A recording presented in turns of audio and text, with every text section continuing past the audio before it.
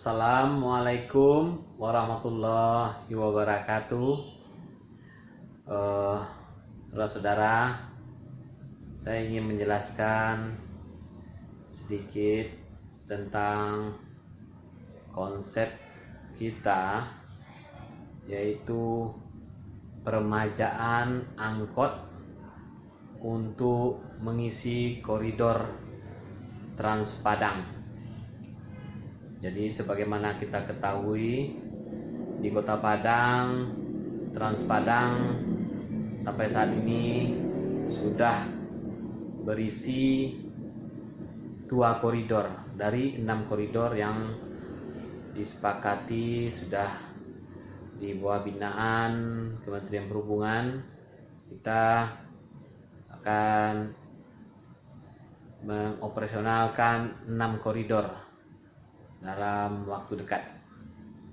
Sekarang baru 2 koridor, yaitu koridor dari Pasaraya ke Lubuk Buaya, kemudian koridor dari Teluk Bayur ke Terminal Anak Air di melewati bypass. Itu koridor yang sudah ada.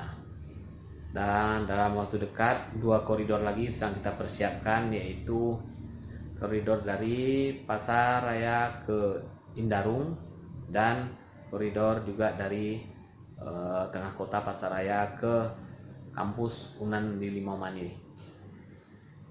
Ya, ini kita siapkan. Nah, tapi pada saat ini kami ingin menjelaskan tentang prinsip masuknya suatu bus ke suatu koridor itu dengan istilah peremajaan dari angkot. Tapi sebelum lanjut, saya ingatkan untuk subscribe channel ini dan aktifkan lonceng notifikasimu untuk mendapatkan video terbaru.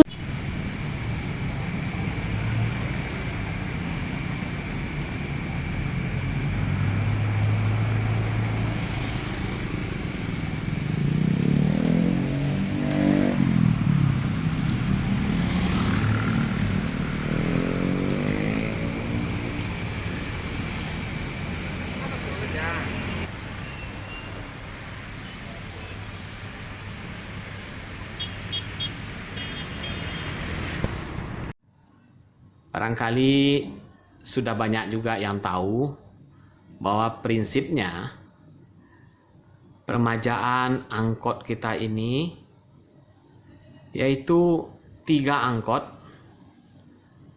diplat hitamkan, maka pengusahanya berhak untuk ikut 1 bus Trans Padang. Jadi mereka melakukan kredit untuk pengadaan bus Trans Padang. Nanti masuk dalam manajemen Trans Padang. Jadi 3 angkot diplat hitamkan, bersedia mereka diplat hitamkan, ditutup izinnya, kemudian yang selama ini plat kuning 3 angkotnya, kemudian yang bersangkutan berhak untuk 1 bus Trans Padang untuk mereka melakukan kredit pengadaannya, kemudian dibuat di karoseri seperti bus Trans Padang. Nah, ini penting karena tidak ada lagi yang mengatakan dengan masuknya bus Trans Padang, kami ini para angkot terdampak. Mana penumpang untuk kami lagi? Direbut oleh Trans Padang. Nah, sebenarnya dengan dihitamkan 3 angkot itu artinya ada 3 angkot di koridor itu yang tidak beroperasi lagi. Nah, itu bisa kita hitung jumlah penumpangnya. Potensi penumpang dari 3 angkot itu kan setiap angkot kan bisa 11 penumpang. Nah, jadi setidak-tidaknya ada 33 potensi penumpang yang haknya 3 angkot ini.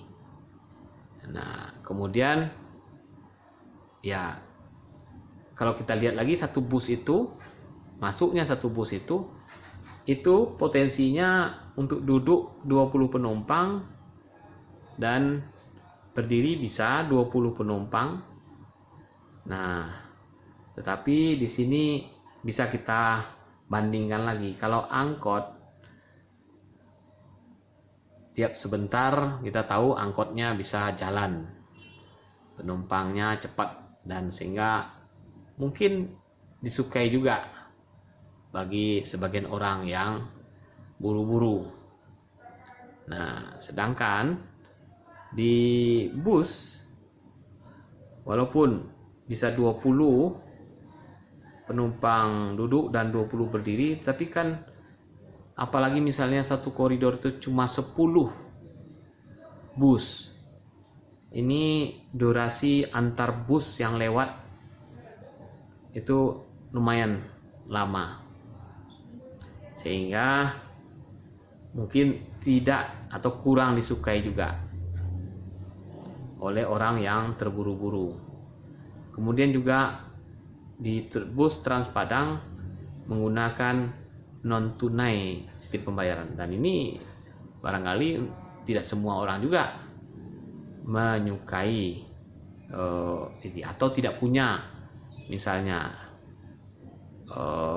kartu non tunainya dia untuk membayar.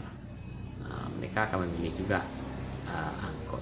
Jadi artinya seimbang lah, tidak bisa disebut masuknya bus Trans Padang akan mematikan kami angkot. Tidak. 10 bus Trans Padang masuk ke satu jalur atau koridor itu, artinya ada 30 angkot yang tidak menambang. Nah, itu kan artinya sisa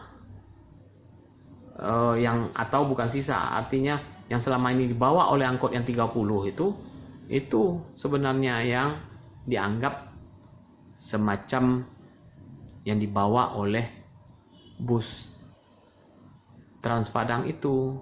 Jadi sebenarnya prinsip ini sangat tidak merugikan lah dari para angkot. Silakan para pengusaha angkot berkompetisi kita untuk angkot mana yang akhirnya terpilih untuk diplat hitamkan.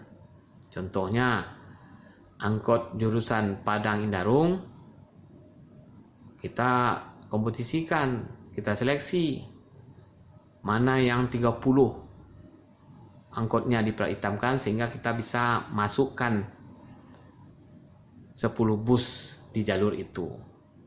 Insya Allah para penumpang akan tidak terganggu. Para penumpang angkot yang lain yang kebetulan tidak terpilih tetap beroperasi di jalur itu, tidak akan berkurang penumpangnya.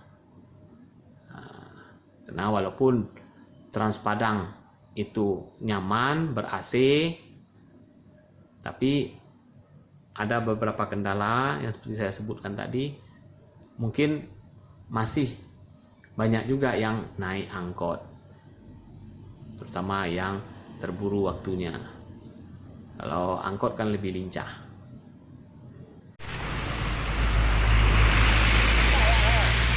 Ayo,